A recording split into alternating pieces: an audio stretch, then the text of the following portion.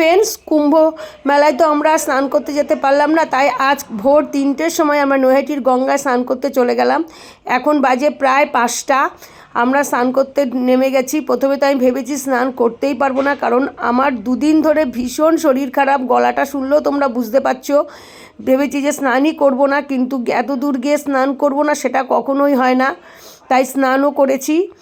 আর হচ্ছে এই দেখো, আমি আর খুব সুন্দর করে একটা গঙ্গা পুজো থালি সাজিয়েছি, যেটার মধ্যে তোমার ফুল, বেলপাতা, ঘিয়ের প্রদীপ থেকে শুরু করে তেল, সিঁদুর সব কিছু দিয়ে এটা সাজিয়ে জলে ভাসিয়ে দিয়েছি। খুব সুন্দরভাবে জলের মধ্যে দিয়ে এটা গেছে। অনেক দূর প্রদীপের আলো আমি পেয়েছি, দেখতে পেয়েছি। আমার মনটা খুব ভালো লাগছিল যে এত শরীর খারাপের মধ্যেও যে এই জিনিসটা করতে পেরেছি, আর এটা আমি জীবনে প্রথম করলাম। আর আমরা যখন গেছিলাম ঘাটে কিন্তু কোনো লোকজন ছিল না, যখন বেলা হলো তখন দেখলাম অনেক লোকজন এসছে।